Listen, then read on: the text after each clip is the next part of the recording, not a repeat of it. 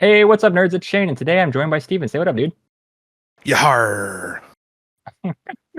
Love it. He's already in theme. Today we're going to be going over his $300 upgrade for Ahoy Matey.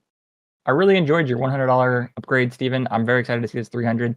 But before we go into the $300 edition, do you want to kind of talk about the face commander and what the deck kind of wants to do? Yeah, so I stuck with Admiral Brass Unsinkable. I think, she is a really great commander for this deck. Obviously, she mills the top four cards of your library, so already doing what we want our deck to do in the card.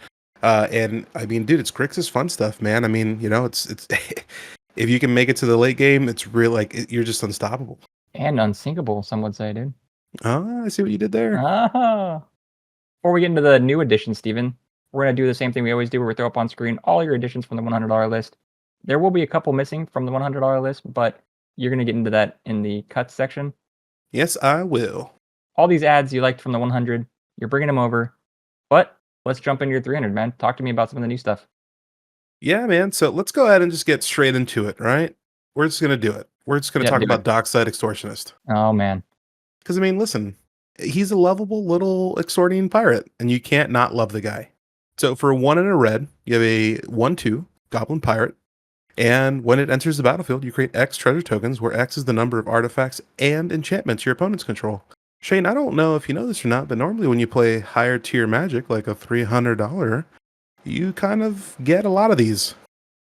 Yeah, and by these, you mean enchantments and artifacts, right? Yes, Yeah, I do. yeah, people tend to have those in these higher power games, and this card is stupid good, and it also is a pirate for you. So that means you can play him once, bring him again with your commander. Like, this is nuts, dude. Yeah, this was a solid include, to be quite honest with you. I love the way the deck hums already, and the additions from the 100, and then just throwing this, it just makes perfect sense. Yeah. You want some mana? Have some mana. Well, to add a pirate, that is a fantastic pirate, Steven. But let's talk about some more cards, dude. With some sorcery cards? What do you got going on here?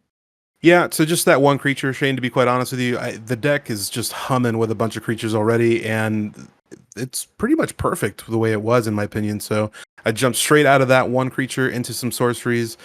First up, let's talk about Jessica's Will. This is a really fun card, 2 and a red. Choose one if you control a commander as you cast the spell. You may choose both. First mode is add red mana for each card in target opponent's hand. And then mode 2 says exile the top 3 cards of your library. You may play them this turn. If you've been playing Commander for a really long time, odds are you pretty much already know what Jessica's Will is. I think this is a auto include in any kind of deck that's trying to ramp out some fun things or play cards from the top of your library if you get lucky. Yeah, you said it perfectly, man. This is a staple in any kind of red deck, I would say. I wouldn't even... and you just throw it in the deck and it's good, dude. You're going to get a bunch of mana, and you're going to get some card advantage. Great card's great. Mm-hmm. And seeing the way you played that Merfolk deck and how many cards you were able to draw, I think this is a pretty good include. Yeah, I would say so. And the last sorcery I added is going to be Reanimate, because we are a Reanimator deck. And just in case our commander may not be out, Reanimate is in here, 1 black. Put target creature card from a graveyard onto the battlefield under your control. You lose life equal to its converted mana cost. Shane, you want to know why I love this card? Because you could steal my stuff, dude. I can steal anyone's stuff. Yeah. Yeah, that your commander can steal your stuff. Reanimator can steal the next biggest threat in the graveyard. It's a great include, dude. Yep, and for 1 mana, I mean, how could you not? Those are some pretty sweet sorcery cards, Steven, but talk to me about some of these instants, dude. Yep, so I threw in 3. I got 2 counter spells, so we have Fierce Guardianship and Swan Song. This deck didn't actually really have a lot of counter spells, if any. So I threw in 2 that are just kind of like staples in, Commander in general. So Fierce Guardianship is 2 and a blue. If you control a commander, you may cast the spell without paying its mana cost. You can counter target non-creature spell. And then we also have Swan Song for 1 blue. Counter target enchantment, instant, or sorcery spell. Its controller puts a 2/2 blue bird creature token with flying onto the battlefield. So 2 fun counters. I feel like sometimes, especially in these high power games, there's that one board wipe that just kind of like ruins you. And with these finality counters, I didn't want that to happen. No, I completely agree, dude. Free spells are never bad, especially with that Fierce Guardianship. That card's amazing, and it's been reprinted a couple times, so it's a little more affordable for people to grab. So I love both those counter spells, dude. Thank you, Shane. But just in case I want to try and tutor something in my deck, and not put it in my graveyard, I added Vampiric Tutor. This is 1 black. You can search your library for a card, then shuffle your library and put that card on top. You lose 2 life. I love this card because it is A, really cheap, and B, at instant speed. So if I have this in my opening hand, I can literally just play this, and on your end step, I can just play it and go get my Soul Ring. Yeah, that's what I was gonna say, dude. That's crazy. Great in the opening, great in the late game because you can just grab whatever huge threat you need. And it looks like you did some tuning of the lands. Talk to me about them. Yeah, Shane, I did add 4 lands to this deck to just kind of make it tune just a little bit more. So we have Steam Vents and Watery Grave, both of these shock lands. Didn't really want to throw in too many fetches. I think that's don't really need it. So Steam Vents, Watery Grave. Steam Vents does tap for a blue or a red. You can pay 2 life and it doesn't enter the battlefield tapped. Or you have Watery Grave, it taps for a blue or a black, and then same thing, pay 2 life, doesn't enter the battlefield tapped. Great lands, dude. Anything that comes in untapped, amazing EDH. Love it. Put it in the deck. Yeah, speaking of EDH and coming in untapped, I did not throw this into the 100 because I added the other 2, but I just went ahead and threw in Training Center. This is the other bond land, so this will enter the battlefield tapped unless you have 2 or more opponents. Like you just said, buddy, we are in EDH, and normally you have 3. I love bond land, Steven. Same here. But the unfortunate news is I do have 1 tapped land, and this is Xander's Lounge. I just love the Triomes, to be quite honest with you, and I normally throw it into any kind of deck that needs some fixing, so this is right in there. Yeah, dude. And even if you get it late game, pay 3 and just draw a card. Are those all your additions for the 300, bud? Those are all my additions for the 300. Short, sweet, to the point. I know it sounds crazy, but like the deck really did very well in our $100 gameplay, and I didn't really want to change too much. I'll save it for the notes. I'll save it for the notes at the end. Oh, perfect. We got to get to the part though that is a little more tough, and that is the cuts. So before we jump into your new cuts, we're gonna throw up on screen all the cuts from the 100. These are the cuts you made to add the $100 list. You're still gonna keep those cuts. These are all them. But let's jump into your new cuts, man. So talk to me. Yeah, so I'm going to go ahead and throw up on the screen the 3 cuts from the original 100 that we spoke about earlier. So let's go ahead and knock out this one really quickly. So first cut I made from the original 100 is going to be Revel in Riches. After playing the 100, the treasure theme is there, but it's not something that I went into too hard. So it didn't really make sense for me to put this in the 300, so I just got rid of it. But Revel in Riches is 4 and a black for an enchantment. Whenever a creature an opponent controls dies, create a colorless treasure artifact token with tap, sack this artifact, and add 1 mana of any color. And then at the beginning of your upkeep, if you control 10 or more treasures, you win the game. I mean, it's a fun card, Shane. I do like this a lot, but for 5 mana, I feel like when you pay a $300 deck, you want to be a little bit faster. So this was kind of a cut for the $300 upgrade. Man, they're always fun, little gimmicky wins, but if you want your deck to be very reliable, you gotta kind of nix these out. Mm-hmm. And then next up from the original $100, I got rid of Nesting Grounds and Shizo's Death Storehouse. So Nesting Grounds is a land, and so Shizo's. For Nesting Ground, we have tap to add a colorless, or you can pay 1, tap it, move a counter from a target permanent you control onto another target permanent. Activate this ability only any time you could cast a sorcery. This is really good if we are trying to do a really slow game and have creatures on the battlefield and we cared about the finality counters, but this is a $300 upgrade, and like I said, speed is the most important thing to me. So if a creature gets exiled, it's probably for a reason, so this was just something that I wanted gone. And then also Shizo's Death Storehouse. This is a legendary land, and you can tap it to add a black mana or pay a black, tap it. Target legendary creature gains fear until end of turn. This was kind of fun. I understand why I put it in the original 100, but I try to play a combo deck, so I didn't really need this. I'm not trying to swing in for combat damage too much with this deck. This is kind of pointless at that point. Yep, I get you. You're not going to care about the combat step. You're just going to win by some dumb combo. Great combo, Shane. Great combo. I'm kidding with you. So those were the cuts that you were getting from the 100. Let's get into some new cuts. Yeah, so we'll go ahead and throw these 3 creatures up really quickly. So first up, we have Spectral Sailor. This is 1 blue for a creature spirit pirate. It's a 1/1. It has flash and flying. And then you can also pay 3 and a blue to draw a card. This is just really slow. Like really, really slow. I feel like when you play Grixis, you don't have to worry too much if you get hit a little bit. So you can use your life as a resource, like David always says.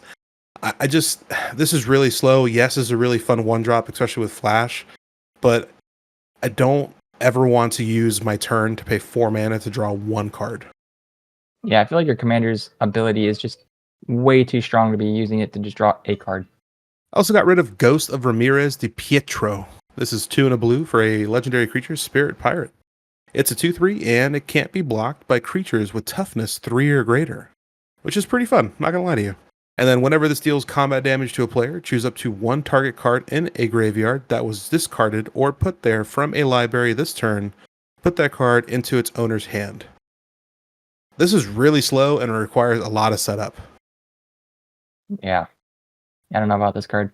Seems like a pretty easy cut for me. And last up on the creature side is going to be Warkite Marauder. This is 1 and a blue for a creature human pirate. It's a 2/1 with flying. It said whenever it attacks, target creature defending player controls all abilities and has base power and toughness 0/1 until end of turn. All right, this card's kind of fun, but I'm not really trying to attack. I'm trying to more like win as fast as possible. So if this is something you want to put back in the deck, feel free. I just didn't need it in mind. Yep, seems like if you're not turning sideways, you don't really care. We saw some other sorceries and incidents, so talk to me about some of those coming out. Yep, so I got rid of 2 from the deck. I got rid of Blood Money. This is 5 and 2 black. It says destroy all creatures. For each non-token creature destroyed this way, you create a tapped treasure token. This is really good for, 7 mana, I guess. You get treasures, and hopefully you get a lot of them. I got rid of Revel and Riches, and since I'm getting rid of the treasure token creation, I guess, I don't... 7 mana is just a lot of investment, and if I don't win off of 7 mana, I don't really find a point. So I went ahead and just got rid of this. Yeah, typically your board's going to be the one that's the biggest. So this makes sense. Mm-hmm. And then I also got rid of Evacuation. This is 3 and 2 blue. Return all creatures to their owner's hands. I don't care if you got creatures on the field, Shane. I like it when you have creatures. You guys get to attack each other. Just not me. Yeah. If you're not caring about again, I'm going to keep saying it, but if this deck isn't caring about the attack step, you don't really care. Yep. We're really just trying to hum through and just get as much value as possible, man. This is Grixis good stuff, baby. And then lastly, you added a bunch of really good lands. Are you taking out any lands? So you're right, Shane. So I did add 4 lands. I cut 4 lands. We talked about the original 2 up top from the 100. 2 more cuts from this will be Port of Carfel. This is a land that comes into the battlefield tapped. You can tap it for a blue, and then you can also pay 3, a blue and 2 black, so 6 mana total. You can sack it, mill 4 cards, and return target creature card from your graveyard to the battlefield tapped. Shane, our commander does this for free. Well, I guess not for free, but for 5 mana. Yeah. Repeatedly, of course. Mm-hmm. Yeah, you don't really need this. And the land comes in tap, dude. We don't like tap lands over here unless they're just like bonkers, and this is not bonkers. So. Yeah, and if it ever comes to a point where I need to use 6 mana to sack a land to put a creature into the battlefield tapped, I'm doing something wrong. Yeah, you're probably already hurting at that point. And lastly, we have Terramorphic Expanse. This is a land that pretty much goes into every commander precon, I think, known to mankind. But you can tap it, sack it, and search your library for a basic land card, put it on the battlefield tapped, and then shuffle. It's just an evolving wilds times 2. Exactly. You can get it out of there. All right, Steven, is that all the cuts from the 300? Yep, those are all the cuts from the 300. Right on, dude. Well, at this time now, your budget of $300 for this deck, Steven. How close did you get? For the first time in my life, I actually came under budget. So this was $291.90 at the time of this recording. Wow. So you're talking about including your 100. That's great, dude. Yep, my 100, I noticed kind of shot up a little bit. So originally it was, I think, a little over 100.